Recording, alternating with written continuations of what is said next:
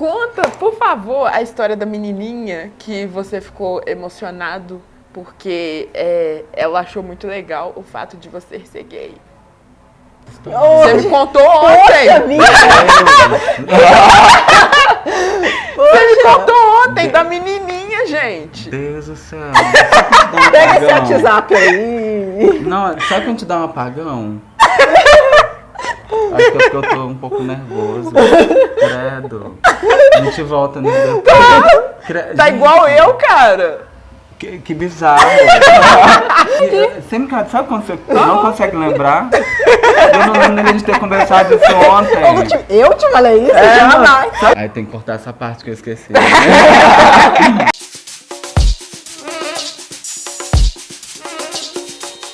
Oi, gente, eu sou Natália Romualdo. Eu sou Maristela Rosa E tá começando mais um Papo de Preta. E hoje estamos com uma presença ilustre aqui no canal. Gente, esse aqui é o Davidson. A gente vai conversar um pouco sobre negritude e homossexualidade.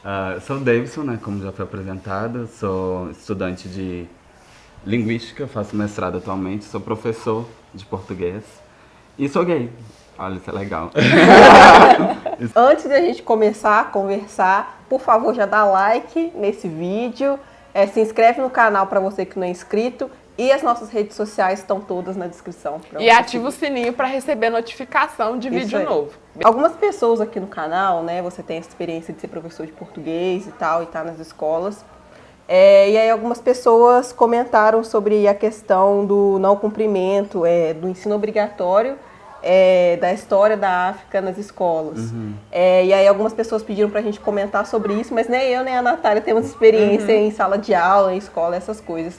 E como você vê isso? Você tem acompanhado? Como que tem sido essa questão? Assim, na verdade, atualmente eu não estou em sala de aula, né, por conta do mestrado, mas a questão da Lei 10.639, ela é sempre muito complicada, assim, porque ao mesmo tempo que existe a obrigatoriedade do ensino de cultura, de história africana e afro-brasileira, a gente tem um problema na formação, porque é muito pouco, de conhecimento muito pouco, assim, dos nossos professores e etc. Então, o problema já começa na nossa formação. Como você ensina o que você não sabe, né? Justamente. E são poucos os professores preparados, de fato, para poderem falar sobre o assunto. Então acaba que, tipo, a gente fica sempre nesse limbo, né? Assim, temos que fazer, mas não sabemos como fazer.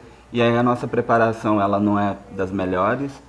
Falo assim, pelo menos no currículo de letras, a gente tem até algumas disciplinas que abordam a questão, mas na prática de sala de aula eu acho que é sempre muito complicado, porque o que de fato você vai ensinar da cultura e história africana e afro-brasileira, porque a gente tem muita coisa, na verdade, né?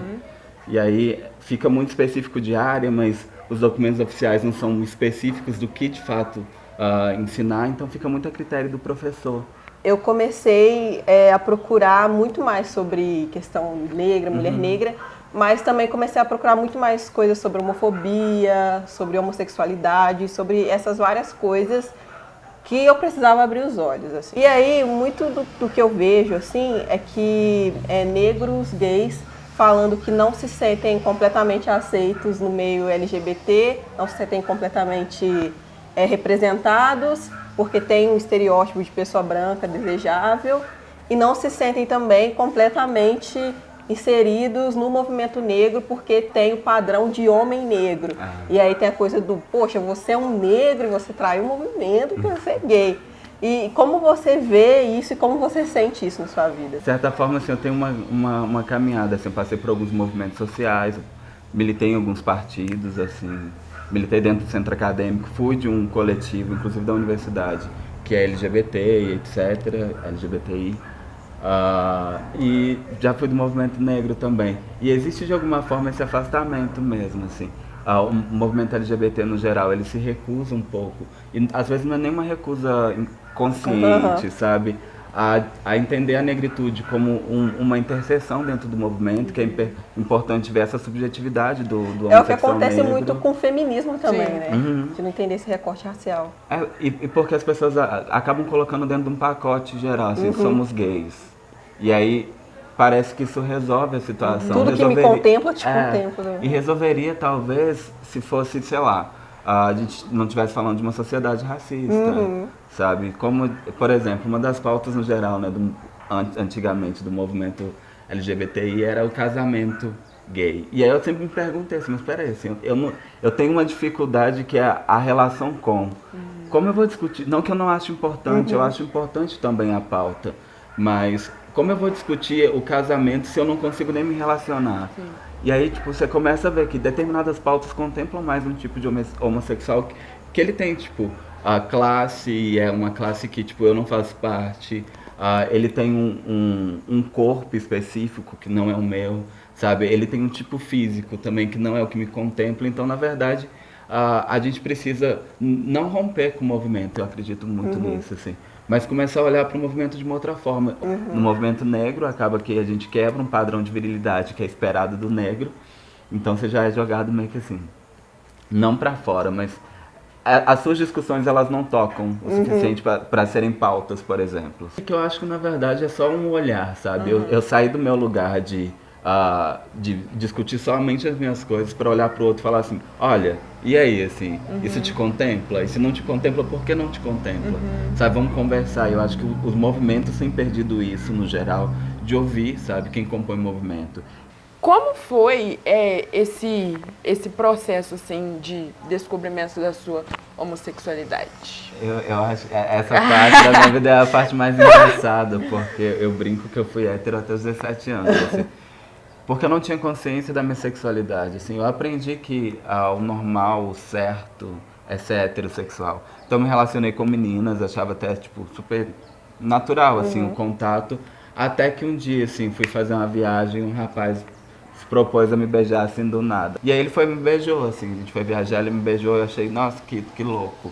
E aí não teve muito uma crise, assim, meu Deus, o que aconteceu? Tipo assim, eu comecei a pensar, caraca, beijei um rapaz, qual que é a implicação disso? Será que eu gosto? E eu comecei a experimentar isso de uma outra forma. E aí, tipo, falar com a minha mãe foi a coisa mais engraçada, porque eu tinha tava no intercâmbio e eu fiquei apaixonado, assim, por um rapaz, completamente, assim. E aí eu fui no Natal, Ano Novo, eu acho, liguei pra minha mãe e falei assim, mãe, olha, estou namorando, porque eu não falei com ela assim, sou homossexual, mas estou namorando, não sei o que, não, conversa com o Diogo. Aí, eu não sei se eu poderia falar o nome dele, mas enfim, fui, dei telefone pra ela bateu. Aí ela foi bater um papo com ele e tal, e depois ela falou que me amava e etc, porque eu acho que é uma reação, às vezes, muito natural, né, tipo, preciso te proteger, então fica tranquilo que tá tudo bem. Eu acho que foi a maneira dela dizer assim, ó, te amo, sabe? Fica tranquilo.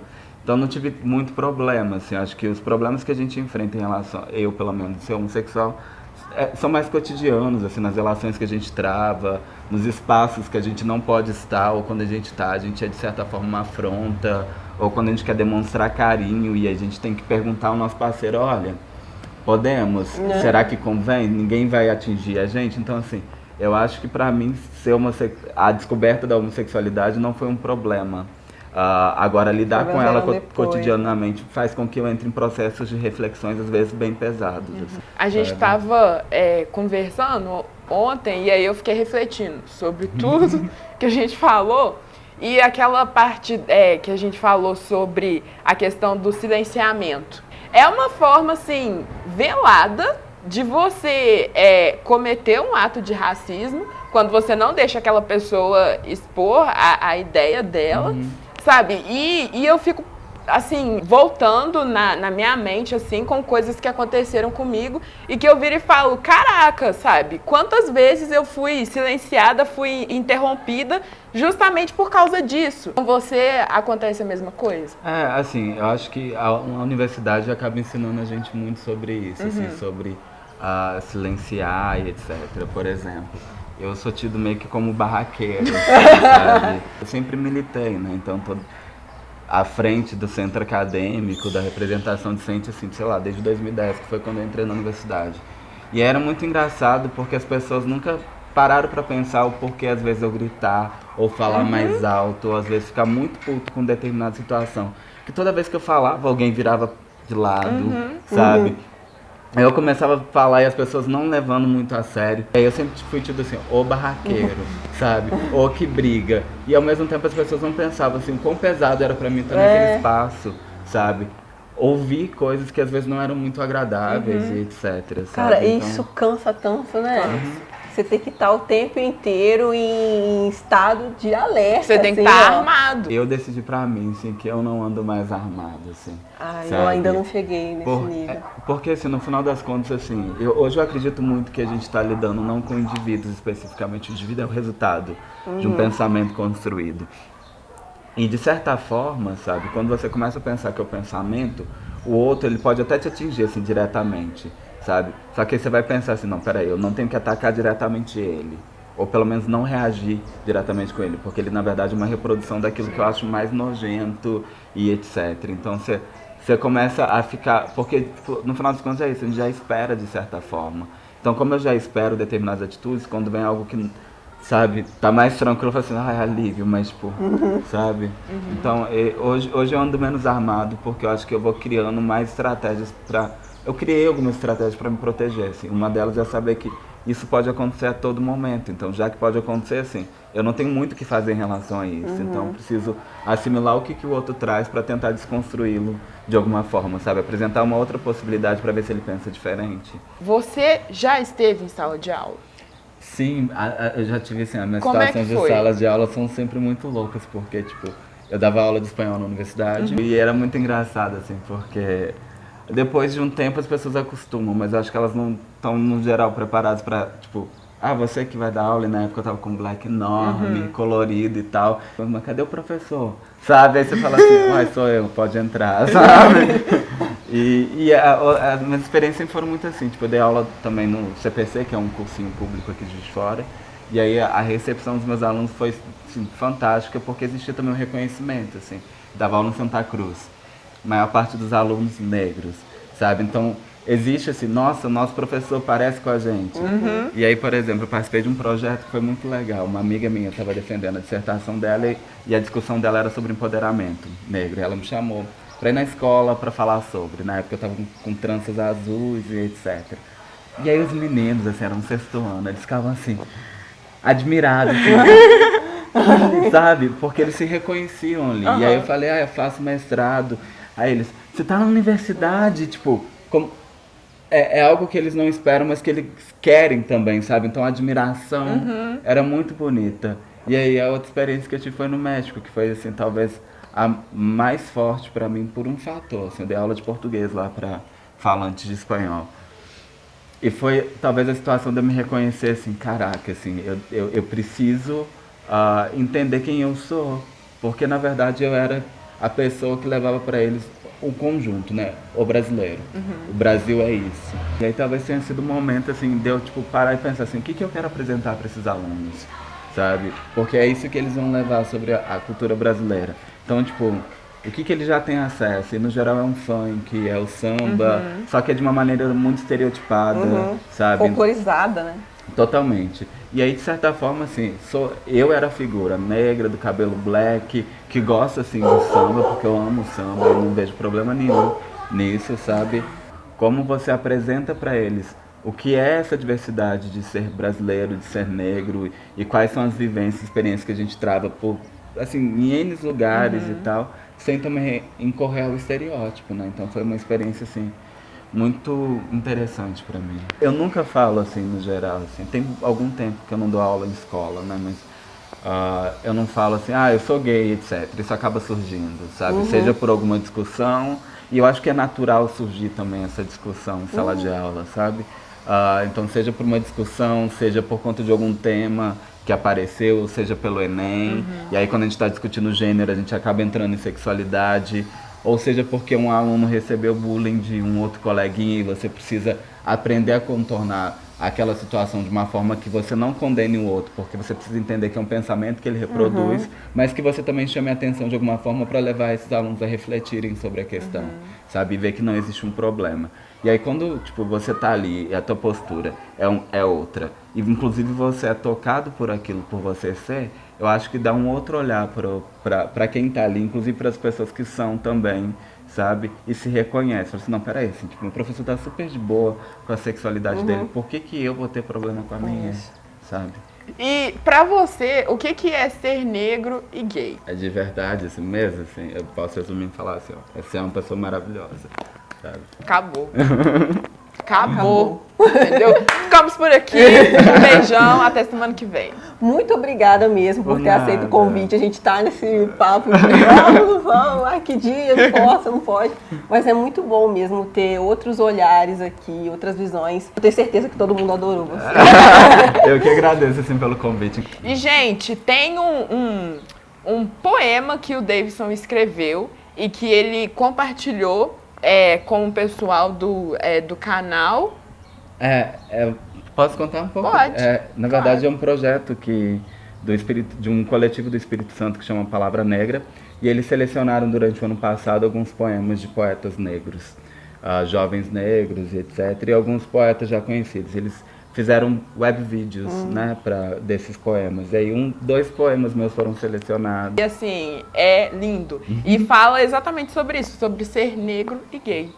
Gente, muito obrigada, Davidson. Obrigado a vocês, Muito Natália, amor. Obrigada.